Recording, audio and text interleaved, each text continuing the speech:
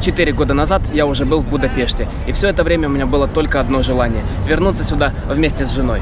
И наконец-то наша мечта осуществилась, а значит, сегодня нас ожидает большой, длинный марш-бросок.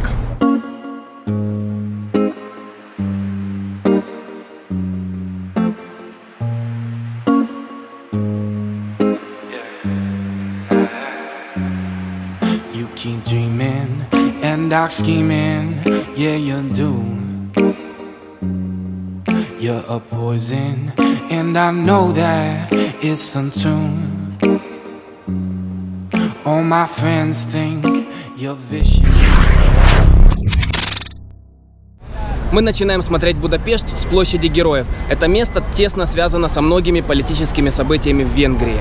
И для того, чтобы вам не мямлить и не врать, я решил посмотреть в Википедии, что это за памятники. Я ничего не запомнил, поэтому скажем так. Вот это 33 богатыря, вот это я запомнил точно. Самый важный 37-метровый монумент, который является главной частью ансамбля площади. И там наверху изображен архангел Гавриил на щите. Ну вот и все, давайте смотреть на зеленых чуваков. Центральная колонна напоминает об эпохе завоевания Родины. Предки современных венгров были полукочевниками и поселились на берега Дуная в 896 году. Всадники под колонной – это вожди 7 мадьярских племен. Эти мужчины перевели свой народ через Карпаты и основали Венгрию.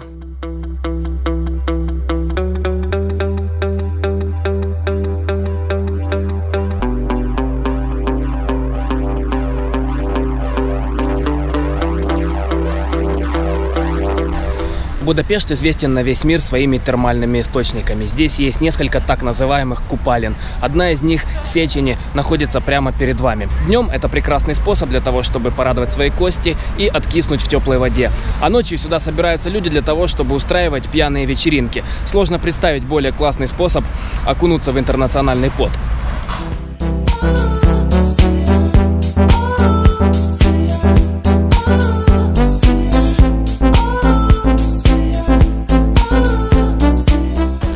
Многие люди приходят в музей сельского хозяйства, который находится прямо за моей спиной.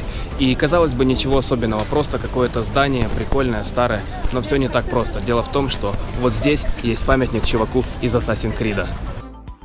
Зеленое привидение – это памятник Анонимусу. Известно, что он был летописцем при одном из королей и написал важный исторический труд «Деяния венгров».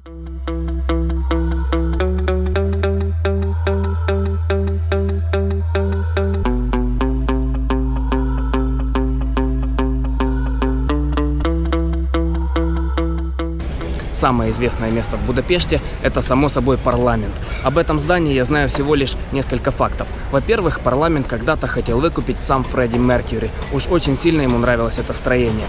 А во-вторых, архитектор так и не смог увидеть свое детище. Дело в том, что под конец построек он ослеп. А еще здесь есть шпиль с огромным венгерским флагом, и его охраняет целых 2 часовых. Вероятно, для того, чтобы сюда не подобрался Фредди Меркьюри.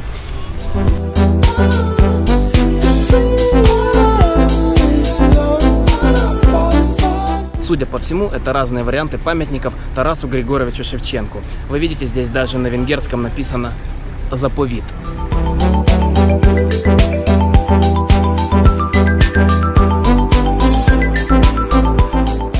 Во времена Холокоста немцы выстроили здесь целую колонну венгерских евреев. Всех заставили разуться и сковали одной цепью. Для того, чтобы сэкономить патроны, застрелили только первого человека. Он упал в воду и потянул за собой всех остальных. Когда закончилась война, здесь поставили неприметный памятник – вот эти медные туфельки. С тех пор они и служат молчаливым напоминанием об этой истории. Только что я не совсем верно рассказал. Во-первых, это была не единичная история. Людей здесь расстреливали регулярно, шеренгами по 50-60 человек. А во-вторых, делали это совсем не немцы, а члены венгерской нацистской партии.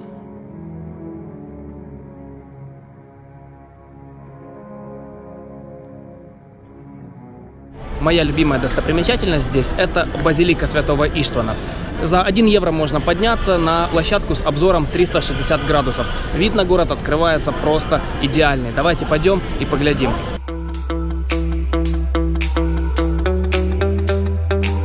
Подняться на базилику можно по ступенькам или на лифте. На цену билета это никак не влияет. 4 года назад вот этого заграждения здесь не было. Я просто перемахнул через ограду, поднялся наверх и обнаружил, что там незакрытый деревянный люк, который позволяет подняться на площадку значительно выше той, которой разрешено всем. Это старые кадры. Мустанг залез на самый верх, а я прохлаждался в тени. Если захотите повторить этот подвиг, то берите паспорт с собой. Скорее всего, вас поймает полиция, но с документами хотя бы не отвезут в отделение, а отпустят на месте.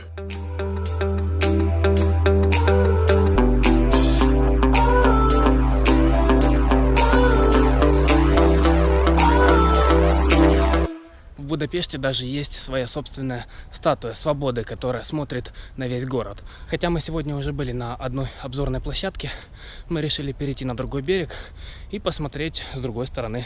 Почему бы и нет?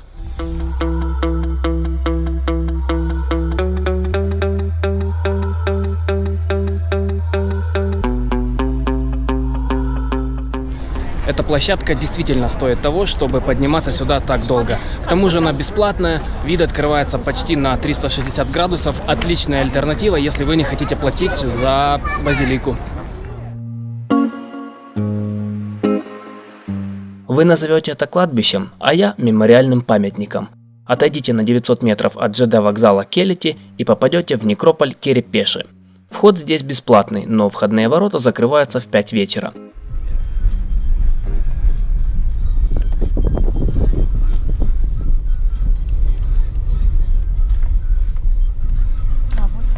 Да. Oh, thank you so much. Bye-bye. Нереал. Я искал один монумент, но не мог его найти. И когда я обратился на инфостойку, мне сказали, что сложно объяснить, как найти, и просто отвезли на машине. Если вы читали книги Карлоса Кастанеды, то знаете, что смерть там изображена как лучший друг человека, который всегда находится за его левым плечом. И жизнь обрывается только в тот момент, когда смерть опускает свою руку. Эта концепция изображена на маленьком невзрачном монументе. Я пришел на кладбище именно для того, чтобы увидеть этот памятник. Перед тем, как прийти сюда, я почитал комментарии на TripAdvisor, и один из чуваков написал, что видел здесь памятник в виде ванной на 3 ногах, а в ванную положили голову козы с 2 рогами. Я подумал, что он шутит, но нет, он не шутил.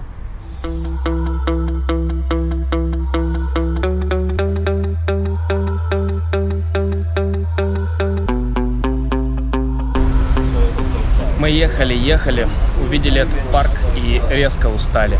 Сейчас я немножко поваляюсь и покажу вам это чудо. Этот оазис называется Pop-Up Park. Его построила компания Hello Wood при поддержке городских властей. Здесь можно спрятаться от жары, зарядить телефон или потрясти жиром на турниках.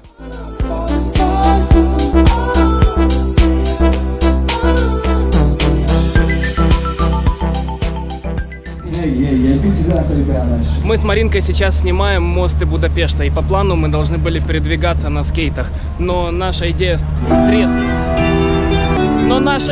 треском провалилась. Здесь проходит какая-то сорочинская ярмарка, людей немерено.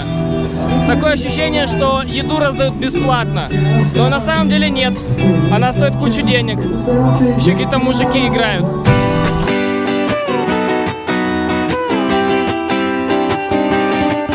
Цепной мост взрывали нацисты во время Второй мировой войны, а в 2001 году венгерский летчик пролетел под этим мостом в перевернутом самолете. А это мост Эржбет. В 2005 году здесь одновременно целовались почти 6000 пар. Это рекорд Гиннесса.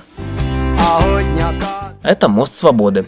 Здесь не целовалась половина населения Сан-Марино и не летали летчики. Но это мой любимый мост. Зеленый мост идеально подходит для начинающих руферов. Здесь куча кованых элементов, которые просто созданы, чтобы по ним карабкаться. Кроме того, здесь очень пологий подъем. Правда, сейчас поставили небольшую решетку, но кого она остановит, было бы желание. В случае, если вам лень перелазить через эту решеточку, можно попробовать залезть на мост вон там снизу. Раньше там даже были лестницы, но кованых элементов тоже достаточно для того, чтобы без проблем подняться. Как показывает практика, если залазить днем, то до приезда полиции у вас примерно 7-10 минут, и этого вполне достаточно для того, чтобы надебоширить и быстро свалить у них под носом. Вот сейчас будет самая полезная информация за весь выпуск. Мы нашли в Будапеште ресторан, где за 4 евро можно набирать еду в неограниченном количестве. Доплачивать приходится только за напитки по довольно демократичным ценам. Здесь сейчас появится название, адрес и расположение на карте этого заведения. Однозначно рекомендую. Лучше предложения за такую цену не найти. Еда реально очень вкусная, очень достойная, и мы прям в кайфе. Тебе понравилось? Сладкое тоже бесплатно, ну, безлимитно, типа, можно брать.